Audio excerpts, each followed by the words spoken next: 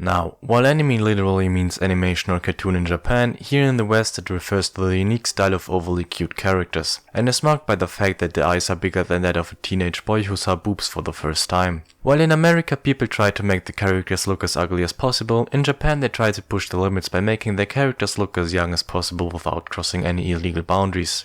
Not only will you find yourself questioning whether the character has reached the age of consent, you will also question your own sexuality, up until you reach the point where you don't even care. Even though many people think anime are for children, it got proven in the past that some anime not only aren't suited for children, but are even disturbing to the older audience. You will soon figure it out yourself when you start watching anime. 1 second you're happily engaged in the story, and the next you're getting a panic attack because you can't seem to find a remote. I believe almost everyone has at least once seen some form of anime, most of us in our childhood where we had to face crucial decisions for our future life. Do I like Misty or Jessie more? It's a piece of Japanese culture, and besides sushi and ramen it pops in almost everyone's mind if they get asked about Japan. But Japan is more than just anime, it also has a rich culture of anime. Animes are often more than just adult series of episodes. You will find merchandise for your favorite show. Sometimes you will even find a video game that brought the characters alive in a collaboration, and eventually you will find a Reddit post with a guy telling you why 02 is the perfect waifu and only belongs to him. But there's more to anime than the eyes meet. You'll often find a manga that the anime is based on. It's where all the magic begins. Writers try to come up with new ideas no one has already been using, which every now and then leads to an international hit, but with the other animes just straying further and further from sanity.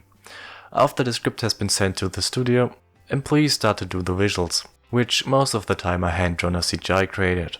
If you manage to finish some animes, you will soon see similarities in different shows. The most iconic effect in animes are the typical speedlines, which if you don't know what I'm talking about, just look up any gaming montage. Since the drawings don't have a voice on their own, studios have to hire voice actors. That's where the dubs and subs come to place. You'll soon find out that the 6-year-old character in the anime just sounds like a person who's ready for their elementary school enrollment. After polishing and working hundreds of hours, it's time to release the anime. Just so people can watch the first 10 minutes, decide to drop it, and leave a 1-star review on IMDb. In my experience, the people who watch anime can be sorted in different categories. There are the people who think they can speak Japanese just because they remember a phrase from their favorite show. There are also the ones who decide that watching an anime without the original voiceover is a sin because it doesn't catch the spirit of the show. And even though I think most of the English dubs are fine, you'll every now and then come across a show questioning whether this is really an official dub or if someone decided to make a voiceover because he forgot to bring his phone on the toilet. But in general I think the anime community is pretty wholesome, with everyone having his own preferences and favorite shows to talk about.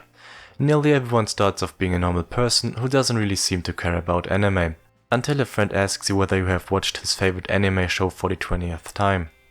When you finally decide to give in and give it yourself a try, you start to realize that animes aren't that bad, and that's where you enter the next stage. Yesterday you were watching anime shows in secret so no one would call you a weep, and now you build yourself a fortress of body pillows and decide to abandon society. You start to binge watch the whole Attack on Titan franchise, and the next thing you know is you're crying in your apartment having a mental breakdown because your favorite website just shut down.